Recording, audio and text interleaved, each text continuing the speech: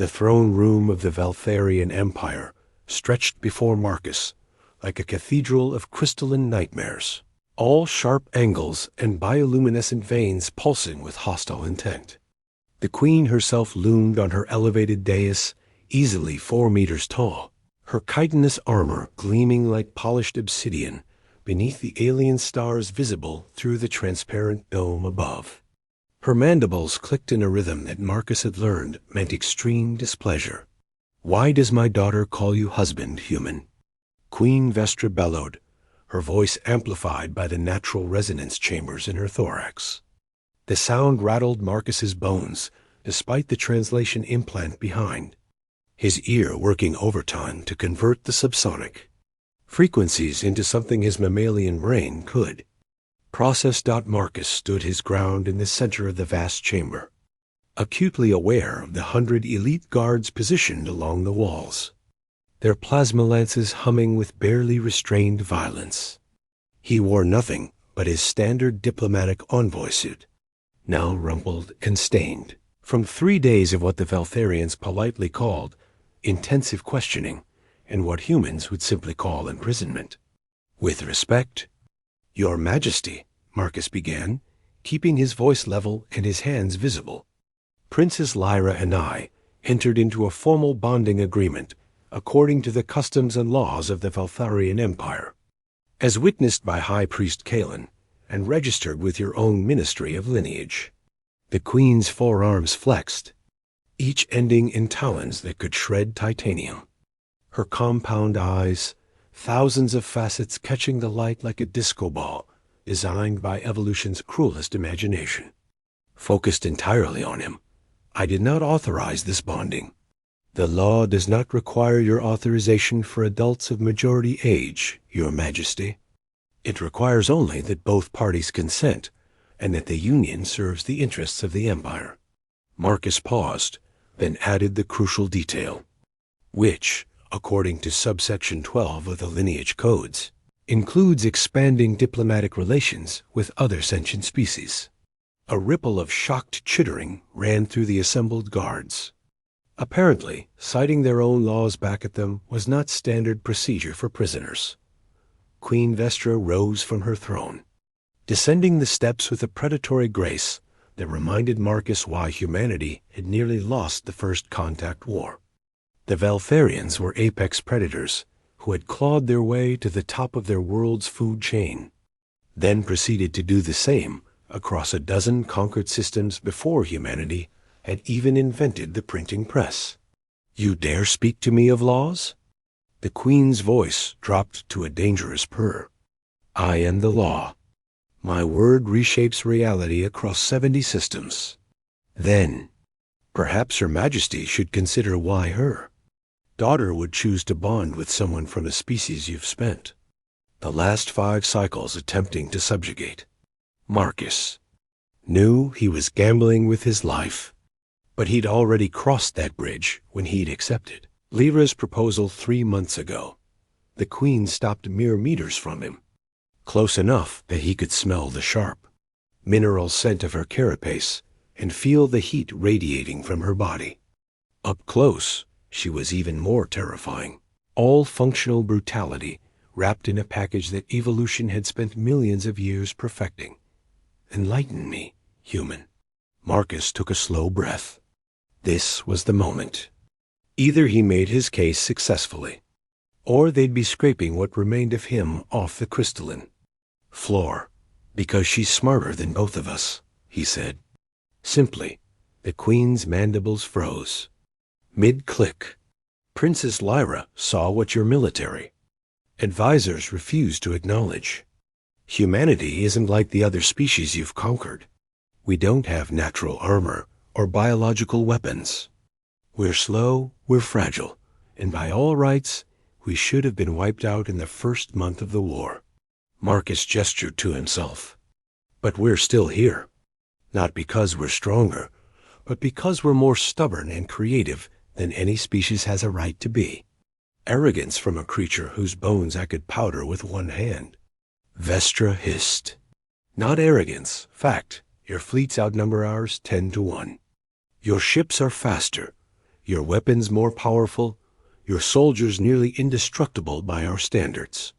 And yet, for 5 cycles, we've fought you to a standstill. Every advance you make costs you exponentially more resources than the one before it.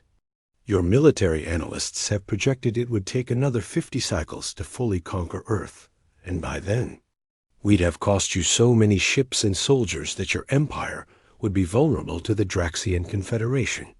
The Queen's silence was more ominous than her rage had been. Marcus pressed forward. Princess Lyra proposed an alternative. Alliance instead of conquest. Humans as partners instead of subjects.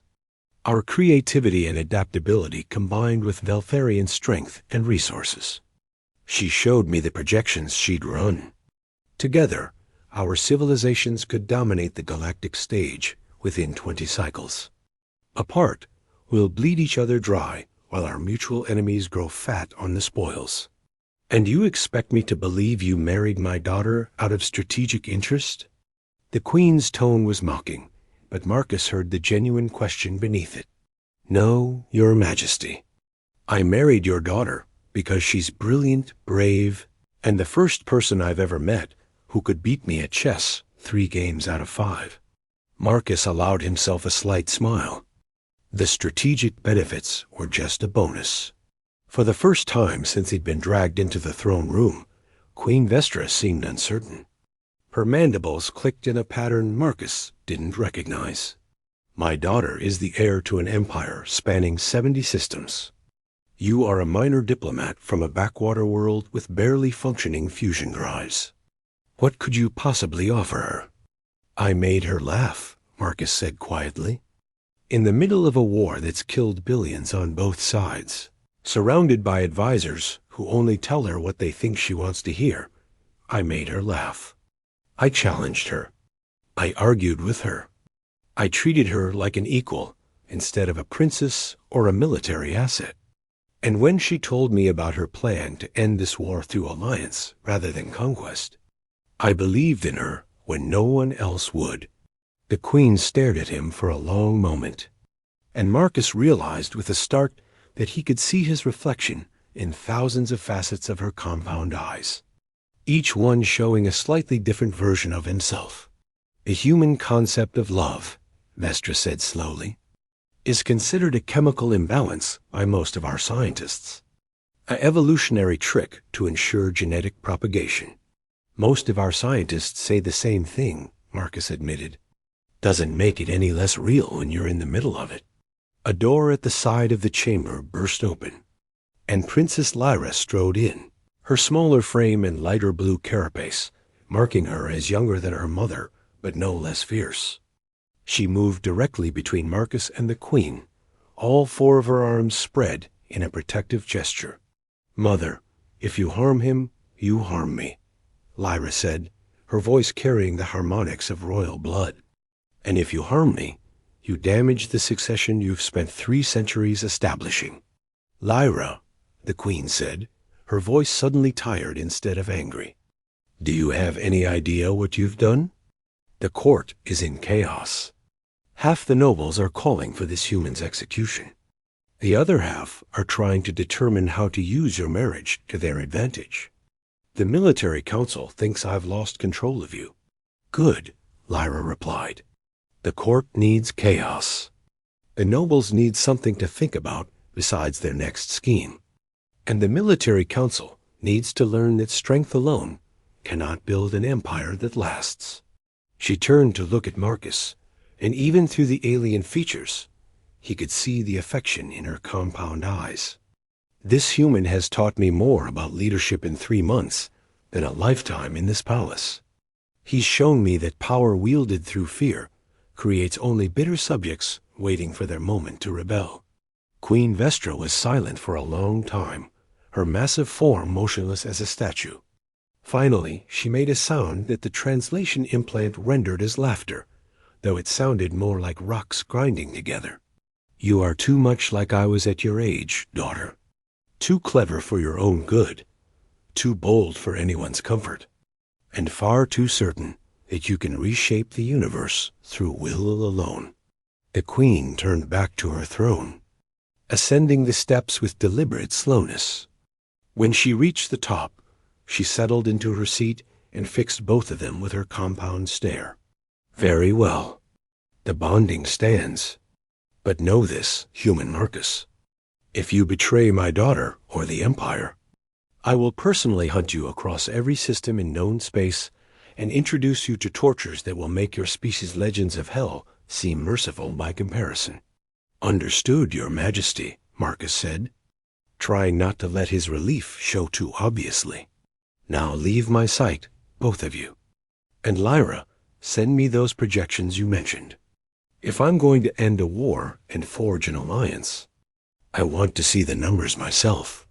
As they left the throne room together, Marcus felt Lyra's smaller hand slip into his, her chitinous fingers intertwining with his fragile human ones.